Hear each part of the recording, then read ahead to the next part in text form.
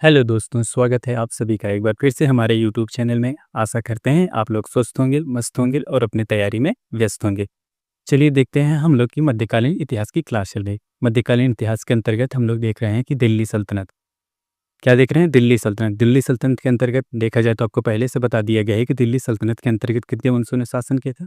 दिल्ली सल्तनत के अंतर्गत देखा जाए तो 5 वंशों ने शासन किया था। एक बार उन वंशों के नाम जान लेते हैं और उनका क्रम जान लेते हैं। ये चीज़ें आपको एक बार से अधिक बार बताई जा चुकी हैं, लेकिन ये आपको इसलिए बताया जा रहा है कि अगर आपसे कभी काल एग्ज़ाम में क्वेश्चन आ जाए कि दिल्ली सल्तनत के सुल्तानों का या दिल्ली सल्तनत के जो वंश हैं उनके क्रम बताइए या उनका क्रम को मैच करिए, ये क्वेश्चन आ जाए तो आपका गलत ना हो। ये अगर आपसे क्वेश्चन पूछ लेता है कि दिल्ली सल्तनत में निम्नलिखित में से कौन सा वंश नहीं था या कौन सा शासक नहीं था, इस वजह से आपको ये क्वेश्चन या ये आपको रोज़ाना बताया जा रहा है, हर क्लास में बताई जाती है। चलिए देखते हैं कि इन वंशों के बारे में जान लेते हैं कि वो कौन-कौन से वंश हैं जो दिल्ली सल्तनत पे शासन किए थे। पहले वंश की बात की जाए तो गुलाम वंश था, दूसरे की बात की जाए तो खिलजी वंश था, तीसरे की बात की जाए तो वह तुगलक वंश था और चौथे वंश की बात की जाए तो वह सैयद वंश था। और देखा जाए तो दिल्ली सल्तनत पे सबसे अंतिम वंश की बात की जाए तो सबसे अंतिम वंश था लोधी वंश। कौन था सबसे अंतिम वंश? लोधी वंश की बात की जाए तो वह सबसे अंतिम वंश था। अब जान लेते हैं कि आखिर लोधी वंश का जब पतन होता है तो उसके बाद क्या होता है। लोधी वंश का जब पतन होता है तो उसके बाद मुगल काल का प्रारंभ होता है। ये चीज़ें आपको बताई गई। अब हम लोग देखते हैं कि हम लोग आपको देखा जाए तो गुलाम वंश के बारे में बता दिया गया है कि गुलाम वंश से संबंधित कौन-कौन से शासक थे। और हम लोग देखा जाए तो गुलाम वंश को 3 भागों में विभाजित किए थे ताकि आपको आसानी से समझ आ सके। इन सभी को समझाने के बाद आपको सभी चीज़ बता दी गई है। और देखा जाए तो अगर वे नोट्स आप रिवीजन करते रहेंगे तो हर हाल में अगर गुलाम वंश से संबंधित क्वेश्चन आएँगे तो उसमें आप 90% करने के उम्मीद रहेंगे कि 90% उम्मीद कर सकते हैं कि हाँ, अगर अपना नोट्स पढ़े रहेंगे तो उससे आप क्वेश्चन को सॉल्व कर लेंगे। इस वजह से जितनी भी जानकारी थी, महत्वपूर्ण जानकारी जो आपके एग्ज़ाम के लिए महत्वपूर्ण है, वो आपको सब बता दी गई है कि कौन से राजा थे, उन्होंने क्या योगदान दिया, उनकी क्या स्थापत्य कला थी भारत में, इन सब के बारे में बता दिया गया। अब हम लोग देखते हैं कि दिल्ली सल्तनत में जो हमारा दूसरा वंश था, जो दूसरा नए वंश ने शासन किया था, उनके बारे में देखेंगे कि दिल्ली सल्तनत में जो दूसरा वंश था, जिन्होंने दिल्ली सल्तनत पे शासन किया था, दूसरा वंश, वह वंश कौन था? अगर बात की जाए तो दिल्ली सल्तनत में जो दूसरा वंश ने शासन किया था, उसका नाम था खिलजी वंश। क्या था? खिलजी वंश। जब कोई नया वंश है तो उसका कार्यकाल के बारे में देखते हैं, और जब अगर कोई दिल्ली सल्तनत पे नया वंश है या नया वंश ने अपनी साम्राज्य स्थापित किया है तो उस हर हाल में उसके कोई ना कोई संस्थापक तो जरूर रहेंगे। उन संस्थापक के बारे में जानेंगे और उनके संस्थापक के बारे में जानेंगे। देखते हैं कि दिल्ली जो आपका खिलजी वंश, जो दिल्ली सल्तनत के दूसरे शासक हुए थे, ये दूसरा वंश ने शासन किया था, वो था खिलजी वंश। और उनके संस्थापक की बात करें तो उनके संस्थापक थे फिरोज शाह खिलजी। कौन थे? यहाँ को लिख दिया जा रहा है, कौन थे? फिरोज शाह खिलजी। फिरोज शाह फिरोज शाह खिलजी थे। ये थे। देखा जाए तो दिल्ली सल्तनत में जो दूसरे वंश ने अधिकार किया था या शासन किया था, वो था खिलजी वंश। और उनके संस्थापक की बात की जाए तो उनके संस्थापक थे फिरोज शाह खिलजी थे। अब देखा जाए तो अगर आपसे बात की जाए तो दिल्ली सल्तनत पे देखा जाए तो जो सबसे कम शासन किया था वह था खिलजी वंश। एक बार आपको यहाँ एक पॉइंट के रूप में लिख दिया जा रहा है कि दिल्ली सल्तनत पे दिल्ली सल्तनत पे दिल्ली सल्तनत पे सबसे कम सबसे कम शासन करने वाला शासन करने वाला वाला वंश। अगर आपसे क्वेश्चन पूछ ले कि दिल्ली सल्तनत में देखा जाए तो जो सबसे कम शासन किया था किस वंश था या कौन सा वंश था, तो उसका सही ऑप्शन होगा खिलजी वंश। देखा जाए तो ये दिल्ली सल्तनत में 1290 से लेकर 1320 ईस्वी शासन किया था। देखा जाए तो ओवरऑल ये 30 साल दिल्ली सल्तनत पे शासन करते हैं। फिर आगे की बात करें तो जो ये खिलजी वंश था, आखिर जो खिलजी वंश था, इनके सभी सुल्तान, कह सकते हैं कि खिलजी वंश के सभी सुल्तान तुर्क थे। आपको अगला पॉइंट लिखा जा रहा है, खिलजी वंश के खिलजी वंश के सभी शासक, खिलजी वंश के सभी सुल्तान या शासक आप जो भी कर लीजिए, सभी सुल्तान तुर्क थे। आखिर जब ये तुर्क थे तो इन्हें खिलजी वंश क्यों कहा, आखिर इन्हें खिलजी क्यों पुकारा जाता था, इसका क्या कारण था? देखा जाए तो इनके तुर्क होने की पुष्टि हम लोग देखते हैं, इनके तुर्क होने की पुष्टि कुछ इतिहासकारों ने किया है। जैसे उसमें से एक इतिहासकार थे, या कह सकते हैं कि एक दरबारी कवि थे उनके यहाँ। एक पुस्तक है जिसमें इनको बताया गया थी तारिक ए, कौन सी पुस्तक है? तारिक ए फ़खरुद्दीन, तारिक ए फ़खरुद्दीन मुबारक शाही, फ़खरुद्दीन मुबारक शाही। इस पुस्तक में इन्हें बताया गया था ये तुर्क ये तुर्क सरदार हैं, ये तुर्क सुल्तान है। और इस पुस्तक के लेखक कौन है? इसके लेखक हैं फ़खरुद्दीन। कौन है? इसके लेखक हैं फ़खरुद्दीन। फ़खरुद्दीन ने अपने पुस्तक में लिखा है कि देखा लिखा है जितने भी खिलजी वंश के शासक होते हैं, वे तारीख़-ए-फ़िरोज़शाही पुस्तक में उन्होंने बताया है कि वे सभी के सभी तुर्क सरदार होते हैं। और कुछ इतिहासकार की बात कर लेते हैं। जैसे इतिहासकार की बात की जाए तो जिसमें रावर्टी एक इतिहासकार थे। रावर्टी हो गए। रावर्टी के साथ-साथ हम बात करेंगे तो बर्थोल्ड, किसको? बर्थोल्ड जो थे, ये भी इतिहासकार थे। ये दोनों ने जितने भी खिलजी वंश के शासक हैं इनको तुर्क सरदार या तुर्क सुल्तान बताया। किनको? जो खिलजी वंश के शासक थे इन सभी को बताया कि ये तुर्क सरदार हैं। उसके आगे देखते हैं कि अगर जब ये तुर्क सरदार या तुर्क सुल्तान थे तो इनका नाम खिलजी कैसे पड़ा? इन सब के बारे में जानते हैं। खिलजी नाम पड़ने के पीछे एक कहानी है, उस कहानी को देखते हैं। अफ़गानिस्तान में एक एक क्षेत्र था। अफ़गान क्षेत्र में हेलमंद नदी, कौन से?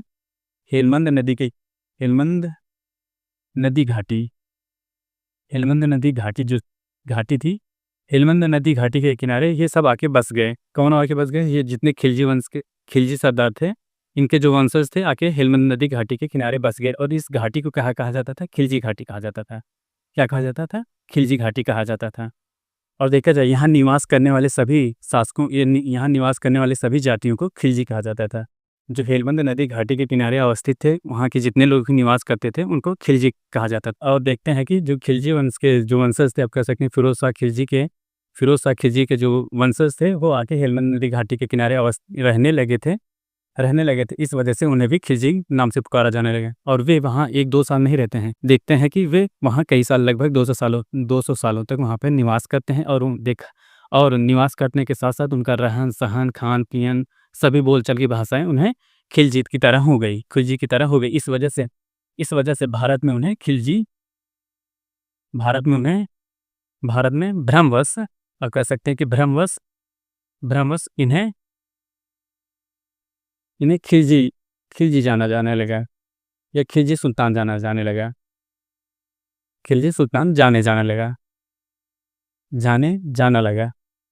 जाने जाना लगा।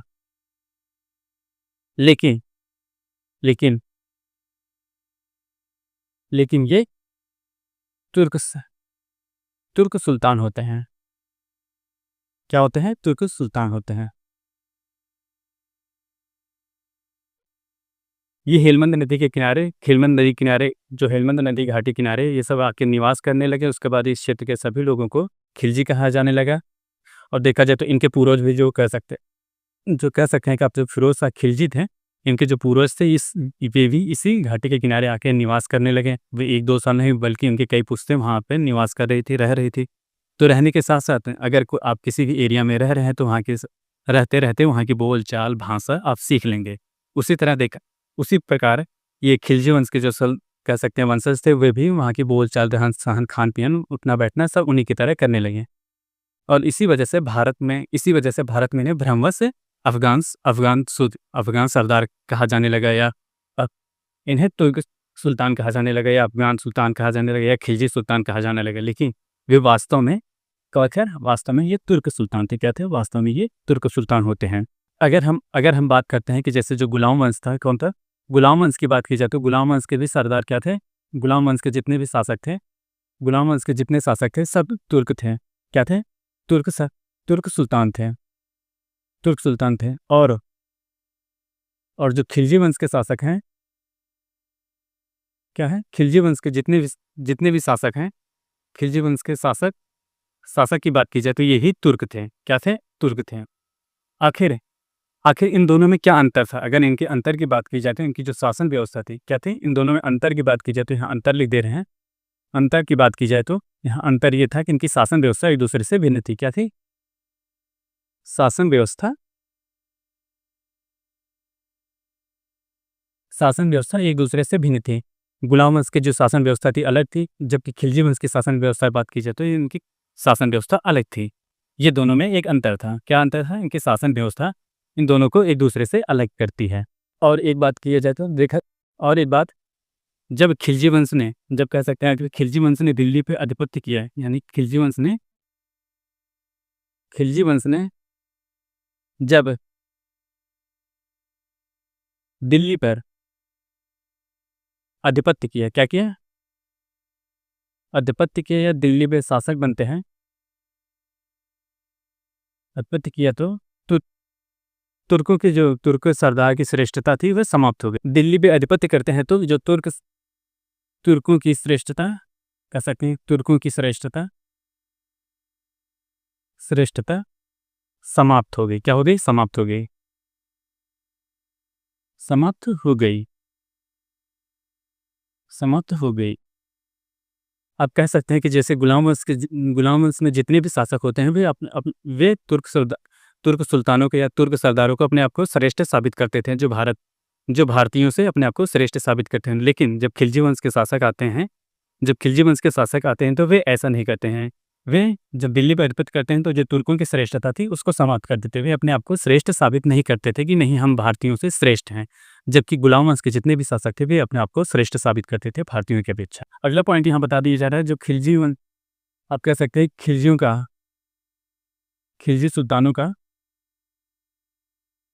सुल्तानों का मुख्यतः क्या? खिलजी सुल्तानों से मुख्यतः भारतीय उन तुर्कों के प्रति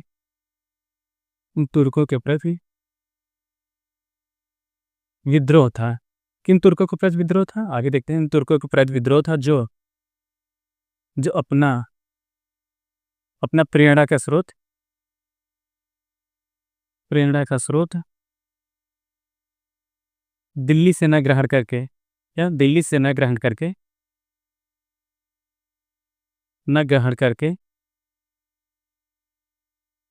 गोर एवं गजनी क्षेत्रों से करते थे। कहाँ से? गोर एवं गजनी क्षेत्रों से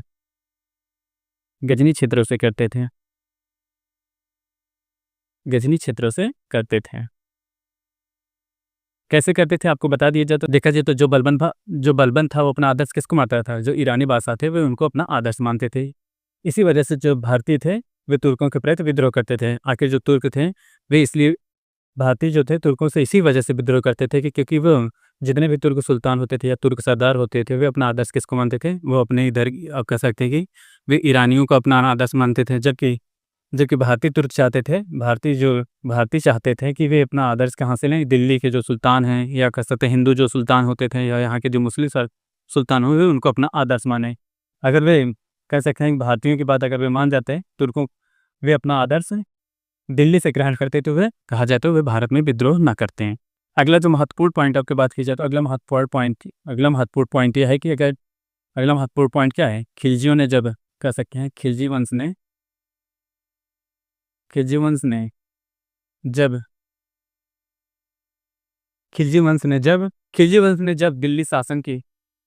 दिल्ली शासन पे आरूढ़ होते हैं। क्या होते हैं? आरूढ़ होते हैं। दिल्ली शासन पे आरूढ़ होते हैं तो वे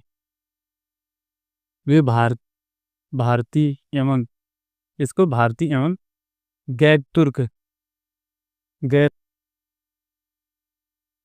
तुर्क सरदारों को भी शासन प्रणाली में शामिल करते हैं। क्या कहते हैं? शामिल करते हैं। ये देखा जाए तो जो खिलजी वंश था ये सबसे उनकी महत्वपूर्ण विशेषता थी। विशेषता ये थी कि जैसे जो भी शासन प्रणाली या शासनिक कार्य हो रहे हैं तो उसमें जो भारतीय थे उनको भी शामिल करते थे, और साथ ही साथ जो गैर तुर्क सरदार होते थे या गैर तुर्क जो सुल्तान होते थे उनको भी अपने शासन प्रणाली में शामिल करते थे। ये सबसे बड़ी विशेषता थी। बाकी इसके पहले जितने भी शासक होते हैं या जितने भी वंश होते हैं वह ऐसा कृत्य नहीं करते हैं। इसी वजह से गुलाम वंश को खिलजी वंश इसी वजह से भिन्न करता है। उनकी जो शासन प्रणालियाँ थी वे सभी को एक साथ लेके चलते हैं। जैसे मोदी जी का कहना नहीं है, सबका साथ सबका विकास। उसी तरह देखा जाए तो उस समय जब खिलजी वंश था तब ये प्रथा चली आ रही है। उन्होंने अपने शासन प्रणाली में अपने साम्राज्य विस्तार करने में भारतीयों का भी सहयोग लेते हैं, साथ ही साथ जो गैर तुर्क सरदार थे उनका भी सहयोग लेते हैं। अगले पॉइंट की बात की जाए तो अगला पॉइंट था कि वे साम्राज्य पे एक विशेष वर्ग का आधिपत्य नहीं चाहते थे। क्या उनका कहने का मतलब था अगर वे सदी को शामिल करें तो साम्राज्य पर एक विशेष वर्ग का एक विशेष वर्ग का आधिपत्य नहीं चाहते थे।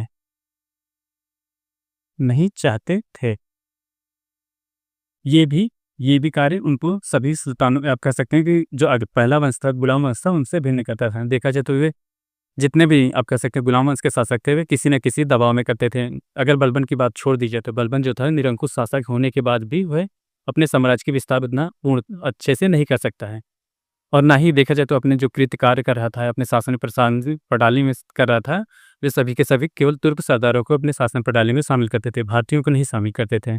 लेकिन जो खिलजी वंश था वे अपने साम्राज्य में भारतीयों को भी शामिल करते हैं और गैर तुर्क सरदारों को भी शामिल करता है। वे क्यों एक विशेष वर्ग का आधिपत्य नहीं चाहते थे, क्योंकि अगर देखा जाए तो एक विशेष वर्ग का आधिपत्य हो जाएगा तो जो एक सुशासन साम्राज्य कह सकते हैं, एक अच्छे शासन या एक अच्छा साम्राज्य विस्तार नहीं हो पाएगा। अगर जब साम्राज्य में एक ही लोगों का आधिपत्य हो जाएगा तो अन्य वर्ग जो होंगे वो उसमें विद्रोह करते रहेंगे। जब विद्रोह करते रहेंगे तो शासन चलाने में मुश्किलें आएंगी। देखा जाए तो जैसे अगर कह सकते हैं कि दूसरे राज्य पर अटैक करने जा रहे हैं तो उसके पहले ही अपने साम्राज्य में उपद्रव हो जाएगा या विद्रोह हो जाएगा, तो उन्हें दबाने के चक्कर में वो वहाँ से हार उन्हें प्राप्त होगी। इसी वजह से वे एक विशेष वर्ग का आधिपत्य नहीं चाह रहे थे। देखिए एक बार फिर से आपको बता दिया जाए कि दिल्ली सल्तनत पे जो 5 वंशों ने शासन किया था उनके आपको बता दिया कि पहले गुलाम वंश के बाद हम लोग कौन सा वंश पढ़ रहे थे? खिलजी वंश। दूसरा वंश क्या था? खिलजी वंश के बारे में हम लोग पढ़ रहे थे। खिलजी वंश का कार्यकाल 1290 से 1320 ईस्वी तक था। कौन सा? 1290 से 1320। अगर इसके संस्थापक की बात की जाए तो इसके संस्थापक कौन थे? फिरोज शाह खिलजी होते हैं। कौन है? फिरोज शाह खिलजी हैं। और अगर बात की जाए तो दिल्ली सल्तनत में अगर सबसे कम शासनकाल की बात की जाए तो कौन सा वंश ने शासन किया था? ये जो था खिलजी वंश। कितने साल? लगभग 30 सालों ने इन्होंने शासन किया था। 1290 से लेकर 1320 ईस्वी के बीच इनका शासनकाल होता है। ये था सबसे कम शासनकाल करने वाले। तो देखा जाए तो इनकी क्या विशेषता थी? इनकी विशेषता ये थी कि इनके जो पूर्वज थे वो अफ़गानिस्तान में हेलमंद नदी के किनारे अवस्थित घाटी को खिलजी कहा जाता था। वे वहीं आके बस गए तो इसी वजह से उनको खिलजी कहा जाने लगा। जो भारत में इन्हें ब्रह्मवंश क्या समझा जाता था? अफ़गान सरदार समझा जाता था। जबकि वे तुर्क थे। क्या थे?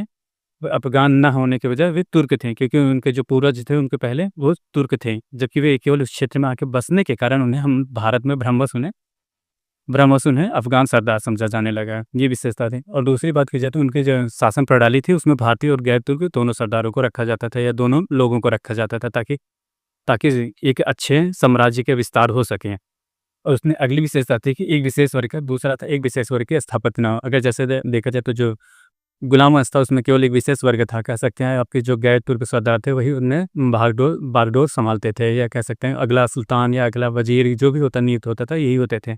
जबकि खिलजी के शासनकाल में ऐसा नहीं होता है। खिलजी साम्राज्य में ऐसा नहीं होता। उन्होंने एक विशेष वर्ग की स्थापना नहीं की थी। उन्होंने भारतीयों को भी अपने शासन प्रणाली में दिए और गैर तुर्क सरदारों की भी। ये था आज की क्लास। आज के लिए बस इतना ही। मिलते हैं कल की क्लास में। आप हमारे चैनल पर नए हो तो चैनल को लाइक करें, शेयर करें, सब्सक्राइब करें। मिलते हैं नेक्स्ट वीडियो में। तब तक के लिए धन्यवाद। Bye bye. क्लास शुरू करने से पहले आपको मोटिवेट कर दिया जाता है ताकि आपकी जो डाउन एनर्जी है उसको एक फुल पावर एनर्जी मिल सके और अपनी क्लास को आप अपनी पढ़ाई को अच्छे से कर सकें। वो आपको देखिए बताते हैं। असफलता एक चुनौती है। क्या? असफलता एक चुनौती है, इसे स्वीकार करें। असफलता एक चुनौती है, इसे स्वीकार करें। क्या कमी रह गई देखो और इसे सुधार करो। असफलता एक चुनौती है, इसे स्वीकार करो। असफलता एक चुनौती है, इसे स्वीकार करो। क्या कमी रह गई देखो, इसे फिर सुधार करो।